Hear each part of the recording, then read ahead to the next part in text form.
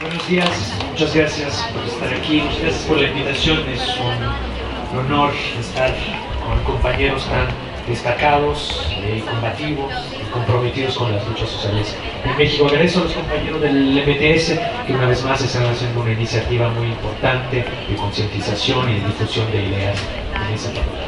Así que muchas gracias a todos ustedes. Voy a ser breve porque yo soy de la casa, ya me escucharon muchas veces varios de ustedes. Además, algunos temas importantes han sido colocados. Trataré, digamos, de ir complementando las intervenciones anteriores con las cuales tengo fundamentalmente un acuerdo. Cuando tenga un mínimo desacuerdo voy a señalarlo. En particular, creo que estamos frente a un acontecimiento sin duda histórico, que es la masacre de Iguala. Es un acontecimiento histórico con el cual tendremos que hacer cuenta en los próximos años, en términos incluso de tratar de trascender el episodio coyuntural. ¿Qué quiere decir con eso? Es un episodio simbólico que rompe, quiebra un tiempo histórico, incluso que parecía de cierta ordinaria administración política, un poco como lo fue el 2 de octubre de 68. Pero así como el 2 de octubre de 68, son fechas que tenemos que salirnos, digamos, de la simple conmemoración, y creo que todas las intervenciones que me antecedieron fueron muy políticas, y en ese sentido creo que es como nos salimos de la simple conmemoración de un acontecimiento cuya brutalidad evidentemente ya está esculpida en la historia nacional. Pero efectivamente es un acontecimiento político, cuyas consecuencias políticas todavía no podemos calibrar perfectamente, porque efectivamente quiebra un orden político estatal, y eso no es poca cosa, eso son construcciones de mediana y larga duración.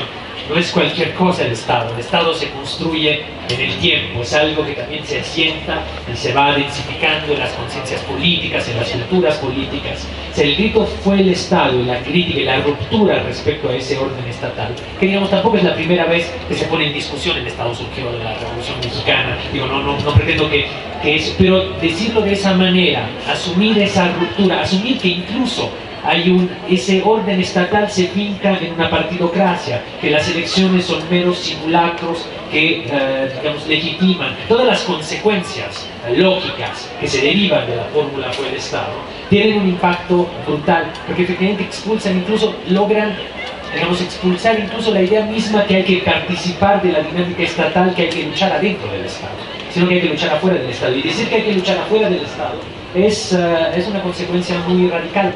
Por eso, digamos, todas las corrientes radicales festejan esa consigna, porque efectivamente confirma la hipótesis que no hay que participar, que digamos que la lucha no será al interior de la forma estatal actual, sino se tiene que dar afuera de la forma estatal actual. Digamos, lo digo, digamos, entiendo que es una reflexión teórica, pero es una reflexión teórica que tiene unas consecuencias políticas y epocales muy fuertes.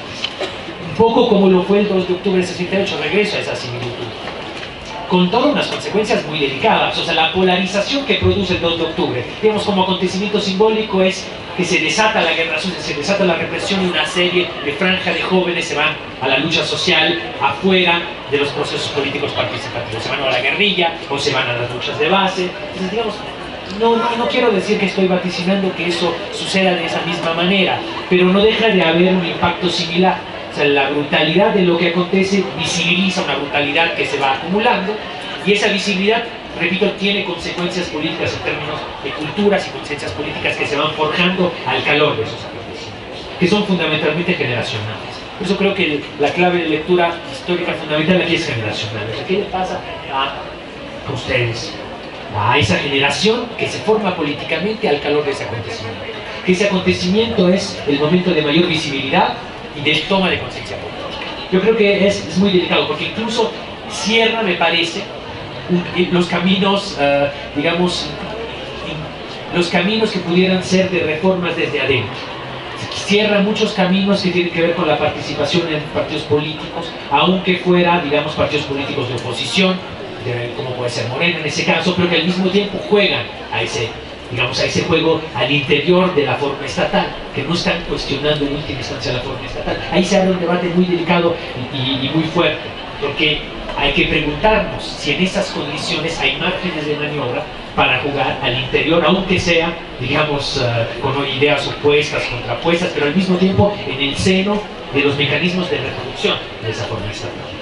Lo digo porque además hay una cuestión, aquí decía John, o sea, no es Peña Nieto representa algo. Efectivamente, yo creo que esa es la idea. O sea, uno ataca a Peña Nieto, hay que dejar de pensarlo en términos de que cae un presidente y se cae el régimen. O sea, yo creo que incluso lo voy a decir así, creo que México no es un régimen presidencialista, ya no lo es. O sea, el presidente en turno es una figura, digamos, es un operador. O sea, la realidad del presidencialismo es una concentración de poder en la figura presidencial.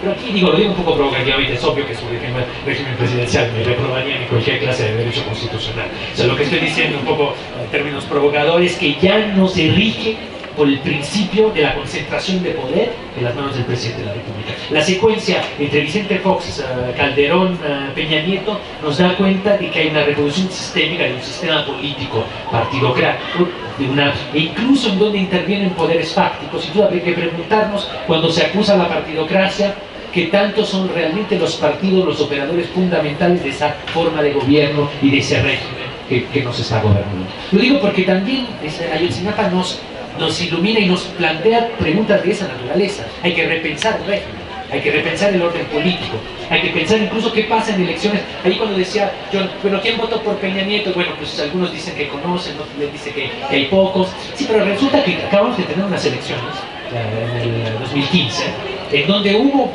votos masivos por partidos del orden. ¿Qué quiere decir con eso? Que también hay mecanismos de reproducción de ese sistema.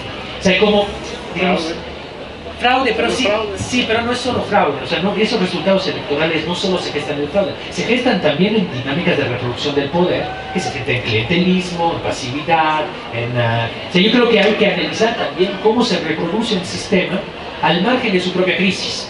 O sea, es un sistema en crisis, digamos, ya tenemos un diagnóstico compartido y los elementos de crisis al mismo tiempo tienen mecanismos de reproducción que hay que atacar, que no son, yo digo que no son solo represivos.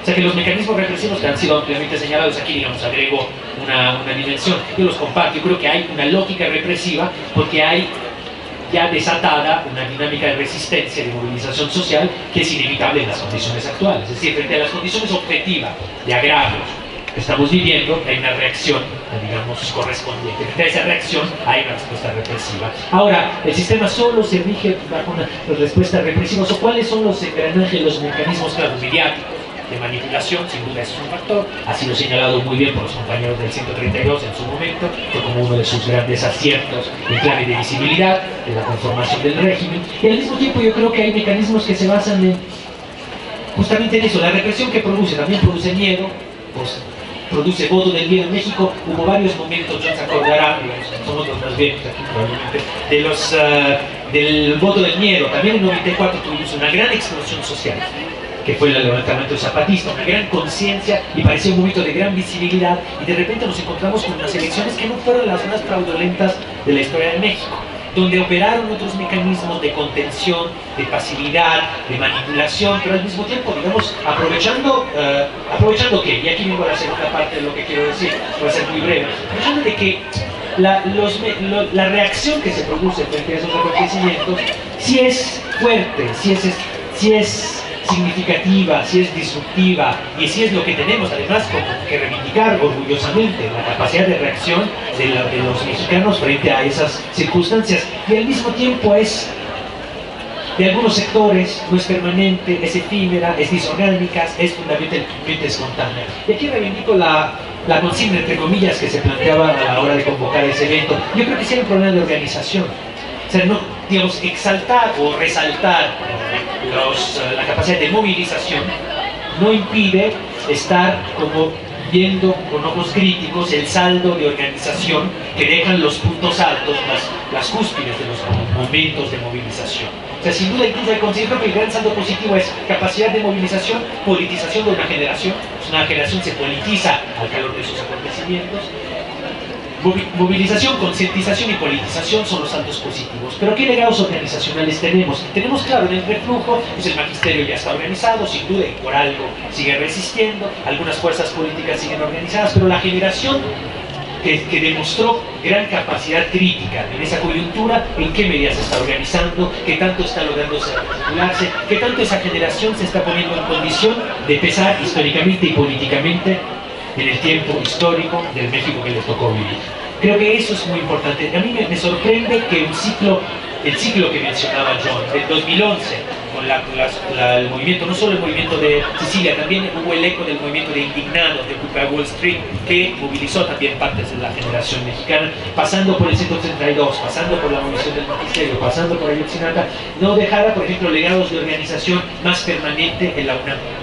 O sea, parece como que estamos todavía en el ciclo largo de la desmovilización producto de la huelga del 99-2000. Yo creo que es muy importante pensar que en la UNAM, en la coyuntura además que estamos viviendo, de asedio al presupuesto público, de renovación de la rectoría, hubiese no solo una movilización coyuntural, porque sí hay una coyuntura, y no hay que desaprovechar las coyunturas, y hay que ver las oportunidades políticas, sino algo más permanente. Le urge a esa universidad también un contrapeso estudiantil para pensar en su sustentabilidad y su renovación.